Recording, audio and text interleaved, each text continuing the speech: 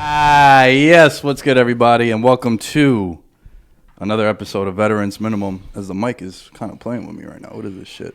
I am joined by my guy, Impy, in the building.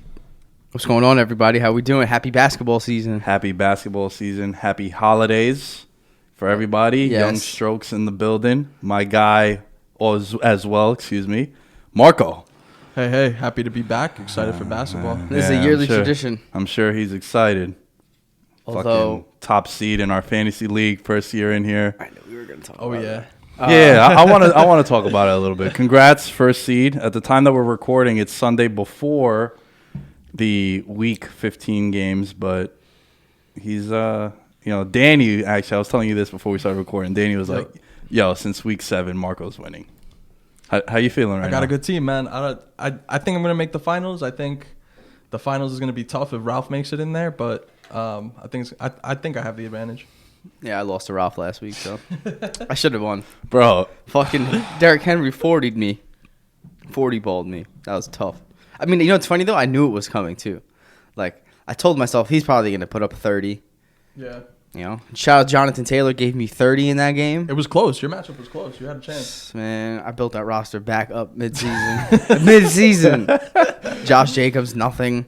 Eckler got hurt. You know, I had to make some moves, but I'm actually sorry to pivot, guys, but I just drafted fantasy basketball. We are talking basketball today. So I just want to read you my team if you don't mind. Yeah, why not? I'm never playing fantasy basketball after what happened last year. So Marco, hold on. It's real Marco's quick. fault. You're scarred for life because he did category league. That's how it's done, bro. Nah, I'm in a points league. I'm in a points league this year. My draft is this afternoon. It's gonna be a lot like fantasy football. Okay, this listen. His whole team got injured. Yo, the day categories after the draft. or point, it don't matter. I lost 5 of my top 7 picks within 2 weeks of the season starting, and I didn't have Zion until January. Yeah.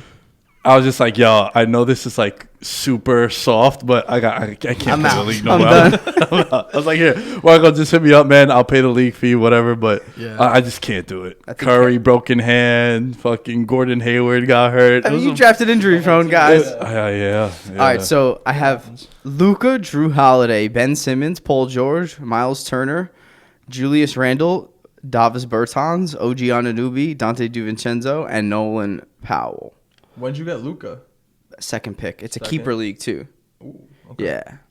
So, and the thing I like about this league is it's a points league, but so like there's not that much that hurts you. So like other than turnovers, nothing else will really give you negative points. In our league, the category league that we did, it was you had to be very strategic because say for example, you had Giannis, you'll probably lose free throw percentage, right? That's like there's certain guys that will take you over the top in some categories, but then they're just going to kill you in other categories.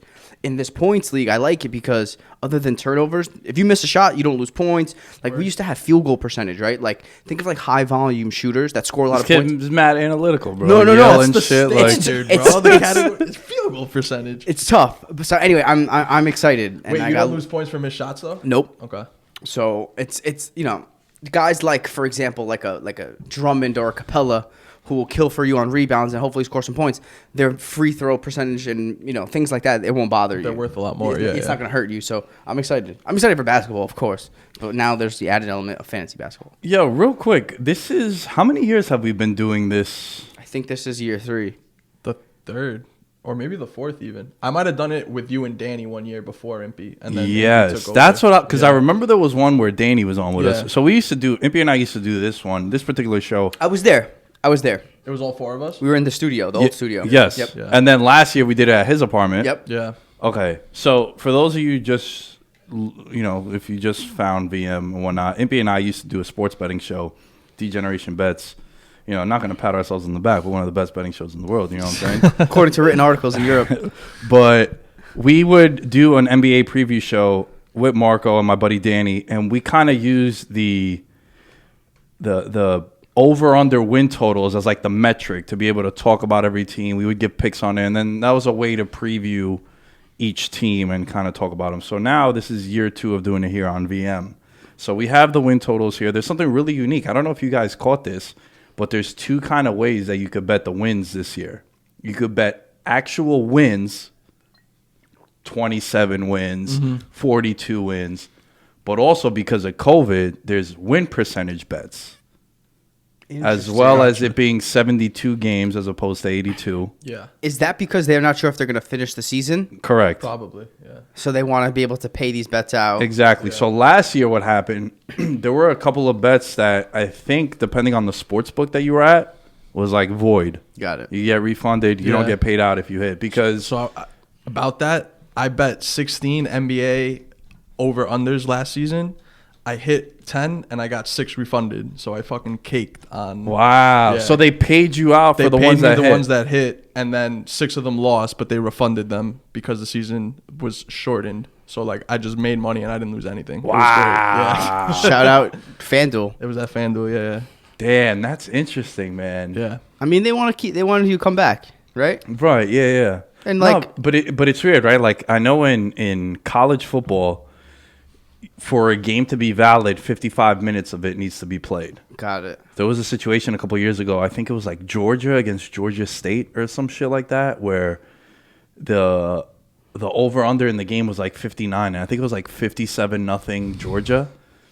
But then there was like a rain delay and a thunderstorm, and then they just called the game in the fourth quarter. But there was like 6 minutes to go. Jesus. So any bet in that game got voided. That's terrible. They were like a 43-point favorite also. So Yeah. like if you bet Georgia, you didn't cash. If you bet the under, you didn't cash. Oh, man. So that's why it's interesting when you see some of these. But just to keep it easier, we're just going with a solid number Yeah. of wins. Okay. We're going to start off with the East, and we're going in alphabetical order of the East. But I want to open up the conversation with this question. Marco, how do you feel about this NBA season kicking off? Basically, the finals were like last week, Yeah. right? Yeah. This short turnaround. How do you feel? Do you feel a little concerned about the short turnaround for the players? Do you think that they're capitalizing on, Christmas is a big day for them, right? Like it's what Thanksgiving is for the NFL. How do you feel about this short turnaround and just like the overall overarching landscape of the NBA going into this year? Yeah. I was a little surprised that they rushed to get it in. Like, it makes sense that they want to get it in by Christmas, but I was a little surprised. I thought that they would try and take their time a little more, give the players a little more rest. Maybe starting like January or February. Some teams needed rest, and Yeah. also some teams needed to play. Yeah, that's true. Just 'Cause thinking a lot of about teams it- stopped playing in like March, so like teams haven't played for a while. But yeah, I think there's going to be two main things. One is I think the vets, they might rest a little bit in the beginning of the season. I'm thinking about like LeBron James specifically, and like older superstar players. I think their minutes are going to be monitored until like maybe after the All-Star break a little bit. And then I also think rookies are going to be impacted a lot. There's no summer league. They had like 5 preseason games. We've been fucking planning summer league in Vegas for like 3 years Yeah. now, and another one gets Another, fucking, yeah. That's so tough about the summer league. And then the problem is, sorry to cut you off, but No, also no. interject here, is also the fact that now the preseason is, I want to say, limited, and now you're basically cramming preseason minutes and summer league minutes into a condensed preseason. Yeah, Which and is like even tougher. So it's even harder now for these coaches to manage rotations. How the fuck are you going to figure out who to play right now? Yeah. Like, the beginning of the NBA season, I think, is still going to be, you know how like the NFL season, the beginning is a little sloppy? Fumbles, picks, offense, blown coverages on defense. I feel like the beginning of the NBA season is going to be very similar, where it's going to feel like the preseason still. I was having this conversation with Alan about 2 weeks ago. No, not on the podcast, but we were just talking about how one of my stronger takes coming into the year was, the first 2-3 weeks of football is going to be ugly, but we're going to be so bonered out that football is back that we're not going to even care about it. But if you go back and like just watch or look at some of the box scores for some of them, like quarterbacks are going 20 of 38, 2 interception games, and it's guys that don't throw picks, right? Fumbles and penalties were like going berserk. So I feel you. There's going to be some ugly basketball. Some 1-for-10s, 4 turnovers. Yeah, some Paul George playoff numbers in the regular season. I hope he turns it around this Yo, year. Now we're doing Eastern Conference. I heard LeBron on the shop. This was prior to the election. He had Barack Obama on there, and Obama told him like, "Yo, how you feel about this short turnaround?" And LeBron's like, "I got AD, so I'll be all right." But basically, I think he's going to be a little checked out Yeah. too. I think that LeBron is all in right now, and he sees his window to catch Jordan. It's right now, and I think he'd be complaining a lot more if the situation was different. But he knows. He knows. I don't want to say it was a very tough championship that he just won. Don't get me wrong, but I also think that he sees he sees 6. He can see 6 rings. For You know, sure. he can Absolutely. He's like I have a superstar next to me. I have another top 5 guy like how Jordan had. Jordan had Pippen. He's never really had a Pippen. He has one now, and I think he's all in. Like I think he would be way more pissed off if he didn't have AD. And he's like you said. It's gonna benefit.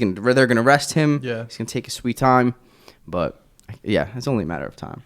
It's unfortunate, but Is that how you feel? Because that was a question I was going to ask you without giving away too much. yeah, Do you we'll think- talk about the West, but it's Yeah. Yeah, he's getting there.